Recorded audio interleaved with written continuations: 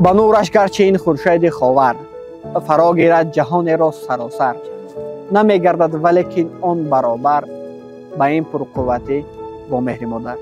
سلام تماشابینان عزیز، ما امروز بخشیده به روز مادران از ساکنان پایتخت پرسان میشیم که آیا یگان مراتبه به مادرشان گفتند که ما شما را دوست می‌داریم؟ اگر ها، پس از نزد ما زنگ میزنند و این سخنها را دوباره به مادران خویش میگویند. کسی از عهده این شرط برای صاحب تحفه ها میگردد.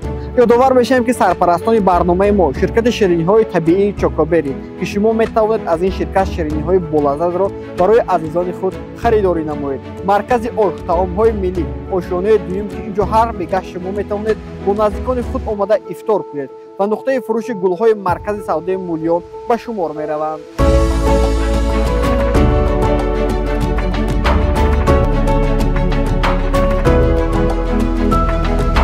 سلام علیکم. السلام. یگان مراتبه مادرتان را گفتید که من شما را دوست می‌دارم؟ ها. آخرین بار کی گفته بودید؟ که خاطر نکنم وای هفته بود. این حال در نزد تماشابین ما میتوانید زنگ زد و این سخن را دوباره بخشیده به یادی مادران بگویید. مرحمت زنگ زد. پروبلم. شکر بس. الو اجان. السلام چشم است. و علیکم السلام. ماش من از میگم. Распопаешь рахмат. Спасибо, с праздничком.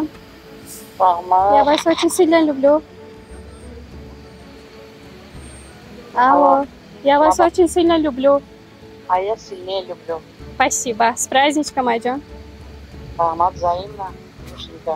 Спасибо. تشکر زیاد. اینجا تحفه از همکاران ما سرپرستان ما به شما تحفه میگه در شرکت چوکوبری و گل‌های مولیان. تشکر زیاد. عید مبارک باشه. رحمت. سلام علیکم. عید مبارک باشد. السلام علیکم. تشکر زیاد. یگان مراتبه در همین روز یا عموما به مادرتان گفتید که من شما را دوست می‌دارم؟ هر روز میگویم. و میخوام این حال از نزد تماشابین ما زنگ زنید و این سخن رو بار دیگر به اون کس گفته باشید. حاضر زنگ زنم؟ بله. الو. بچه جان. لا بچه. من شما دوست می‌دارم. من هم شما را دوست می‌دارم. رحمت که هستین.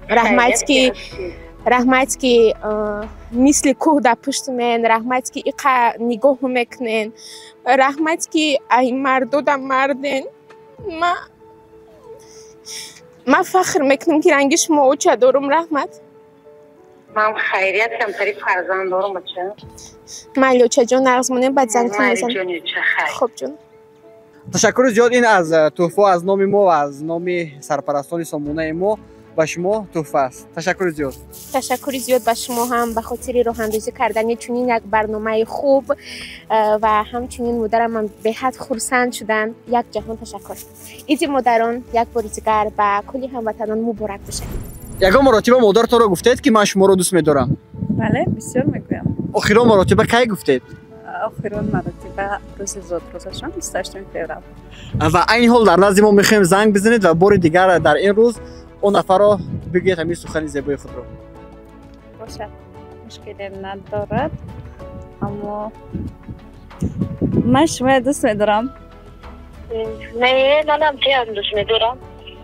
عیدتان مبارک باشد. ولی هشتم نکن. شکر که هستید. یا شاید کاری یگان کس کتیه. فهمیدم. نه امجا یک سوال پرسشان شد مجبور شدم که زنگ کنم. خیلی هیچ کردم. منم تیم دوست می‌دارم. تو فرزندی بهترینی. یخته یگانه دختری من هستی. شما بهترین مادر دنیا برای من هستید. شکر که هستید. رحمت. این از طرف سرپرستان ما به شما و مادر شما تحفه است. عید مبارک باشه. تشکر زیاد. منم از فرصت مناسب استفاده برده کل بانوان رو به روز مادر تبریک میکنم. تشکر زیاد. مبارک باشه. تو هم این لحظه را تمام روز انتظاری، درست؟ وقتی که آفتاب غروب میکند و قطره اولی آب روحت را تراوت میبخشد. افطار تنها خوراک نیست. این لحظه است که ما از خداوند برای روز گذشته پر از خبر شکرگزاری کنیم. در طعام‌های ملی ما یک جای آماده کردیم که هر افطار یک لحظه مخصوصی باشد. طعام‌های بالذات، محیط گرم و براحت، پذیرایی صمیمی. ما در طعام‌های ملی انتظاری تو هستیم. سلام علیکم. السلام علیکم. عید مبارک باشد. تشکر زیاد. رحمت. یگان مراتبه با مادرتان گفتید که من شما را دوست می‌دارم؟ بله میگویم. هر روز قریب میگویم. و ما عین حال میخوایم با اونها زنگ زنید و بگید که من شما رو دوست می‌دارم. مایلش آزیر. الو السلام چه جان شما ساز خوبه؟ نه برنامه تلفن داداش نه. اما کار نبر اومدم یک دایدم زفتم میاد برای این تبریک کنم و میدونم شما چه نقص ببینم. رحمت شاد رحمت لطفا مبارک جنیت. تشکر زیاد برای اشتراک این تحفه ها با روز بانوان از نام سرپرستان ما با شما تحفه. تشکر زیاد. سلام علیکم. سلام. ایدی بانوان مبارک باشد. رحمت. عموما در همین روز یا یگان روز دیگر با مادرتان گفتید که من شما رو دوست می‌دارم.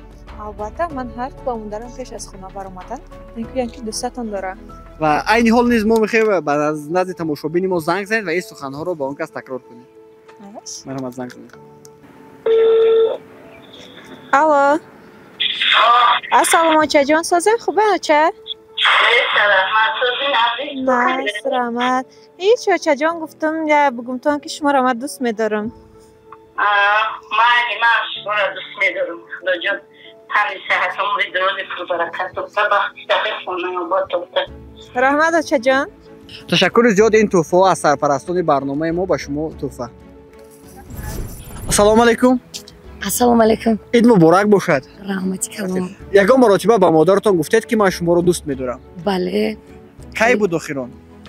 درست پیش. و می‌خوایم عین حال نیز زنگ زد و همین جمله رو با مادرتان گفته باشه.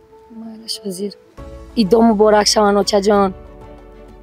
رحمت میدونی چه شما را چقدر دوست می‌دارم. میدونم چه کاری بچم؟ هیچی هر روز این گپا میگفتم با خواستم که همین روز هم بار دیگه بگم. رحمت. تشکر زیاد برای اشتراک این تحفه برای شما از سرپرستان برنامه ما. تشکر. عید مبارک. عید مبارک باشد. رحمت کلام. یگان مرتبه با مادرتان گفتید که من شما رو دوست می‌دارم. البته هر روز. و می‌خوام عین حال نیز زنگ زد و این جمله رو با اون نفر گفته باشه. بله چرا نه؟ اوچه جان میدونم که من شما چقدر دوست میدارم. میدونم من سر خدمت میبینیم که در درجه هاش من شما هر روزی گپ میگم بخواستم که امروز یک بار دیگه گپ زنم تا اوچه جان. رحمت جان. خب مالش اوچه جان کار میبرم بود گپ میزنیم مالش. مالش دادم تیپ خانه بیو. مالش خب. مالش تخت نگاه باشه. مالش خب. تشکر زیاد برای اشتراک و این تحفه از نام سرپرستان برنامه به شما تحفه. تشکر زیاد.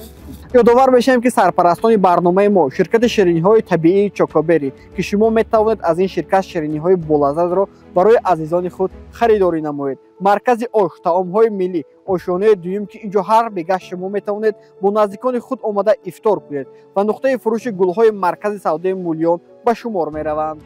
چطوری که از نظرپرسی ما معلوم شد همه مادران خویش را دوست می‌دارند و همیشه به مادران خود سخن‌های شیرین میگن. در حقیقت مادران ارزنده این سخن‌ها هستند. بار دیگر کلی بانوان تاجیکستان و مادران را به این عید تبریک گفته به آنها سلامتی و سربلندی و خوشبختی و خانه آبادی خواهانیم. بگذار همیشه مادران سایه‌بان سر فرزندان باشند. تا برنامه‌های دیگر خیر.